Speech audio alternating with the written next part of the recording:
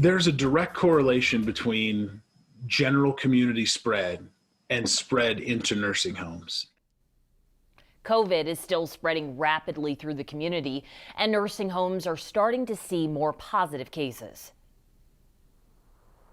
New cases this week among staff inside nursing homes as positive cases among residents. State reported 108 new resident cases, 107 staff cases.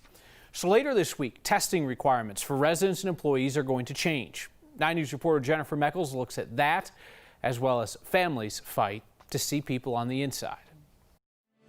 My mom is 91, dad is 90, and they're living in an assisted living facility in Golden. Sarah Spalding and her sister have been allowed inside under compassionate care guidelines, they said, to help care for their parents. So that has meant temperature each time we come and answer the questions about exposure and symptoms.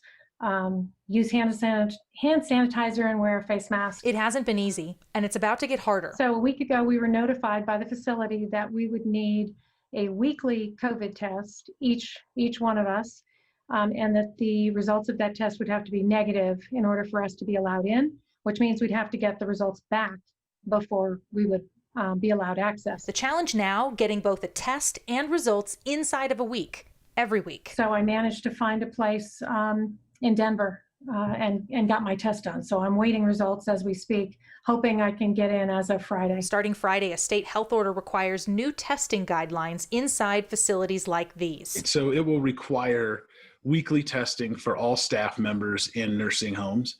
And it will also require testing for any residents who have left the care center for any reason over the prior 2 weeks. Doug Farmer is the president of the Colorado Healthcare Association, advocating for nursing homes and senior care centers across the state. After big spikes in the spring, Farmer says the curve flattened this summer, but now recently, as we've started to see community-based spread, then we're seeing that those cases start to increase in care settings as well. While the state and care facilities figure out the safest policies during the pandemic's latest wave, families like Sarah's say access is what they care about the most. We're heading into Thanksgiving and Christmas again without them, without their presence. They've got great grandchildren who can't see them. It's just heartbreaking, and we're protecting them to death is what we're doing. Jennifer Meckles, 9 News.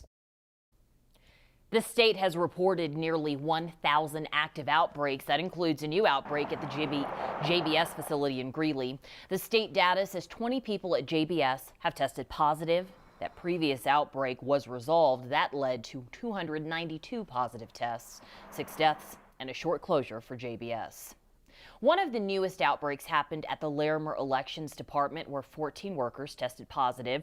165 of the active outbreaks are currently in schools.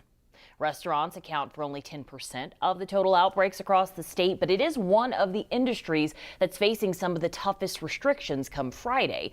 15 counties, including most in the Denver area, will go under the newly changed level red restrictions starting on Friday, which will ban indoor dining.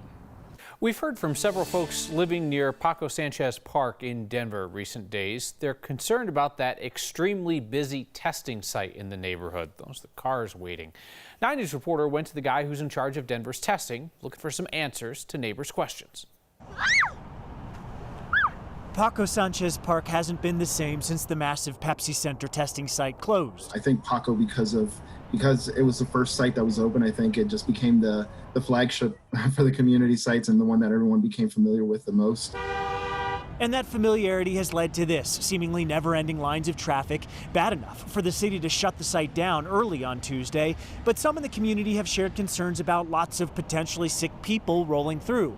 Tony Diaz, Denver's COVID-19 testing director, says it's not an issue. Even if they're coughing or talking, it's not like there's enough particles that are just going to linger around and hang out in that spot. Neighbors have also told him they're worried about trash. Pictures sent to us of black bags full of trash from hundreds of drivers, and those red bags full of biohazard waste. All of it, Diaz says, is always properly removed. So the biggest issue comes down to the neighborhood takeover and how long it takes to snake through the line. The 3 community sites in Denver currently conduct 1,100 tests a day, and they're all taking about an hour to get through. One big reason, limited staff dealing with those long lines. It puts a lot of stress on on our staff as well. You know, they can't take as many breaks to, you know, and kind of rest up a little bit. You know, we want them on their A games. Diaz says relief is coming with 40 new workers hired for a 4th site at Ruby Hill Park next week, but it won't completely eliminate lines, so he stresses get a test elsewhere if he can. In Denver, Ryan Harrow, 9 News. We asked Diaz about the possibility of a Pepsi Center-sized site reopening in Denver. He says they won't rule anything out, but he stressed that at this point, they don't have the personnel to do that. About 12.5% of tests came back positive yesterday. We're averaging 12.9% positivity in the past week. The rate increase is slowing, but still climbing well above that 5% threshold. Hospitalizations from COVID-19 show no sign of slowing down in the state. 1,428 patients have confirmed cases. We're averaging about 215 new admissions over the past week, 174 discharges or transfers.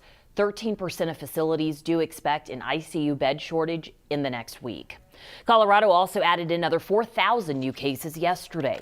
The average for the past week has been about 4,600 new daily cases. Democratic State Representative Meg Froelich, who represents the suburbs south of Denver, announced that she has tested positive, said she's feeling some symptoms at this point.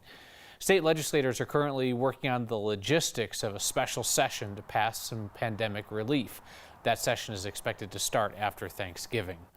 Republican Congressman Doug Lamborn is the second member of Colorado's congressional delegation to test positive for COVID.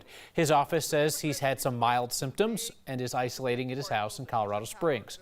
Yesterday, Democratic Representative Ed Perlmutter confirmed that he tested positive, said he does not have any symptoms. At least 7 members of Congress have tested positive in recent days. Denver Public Schools joined a growing list of schools today that is switching everybody in the district to remote learning after Thanksgiving break through the end of the semester. This includes those elementary and special education students a lot of districts were trying to keep in the classroom.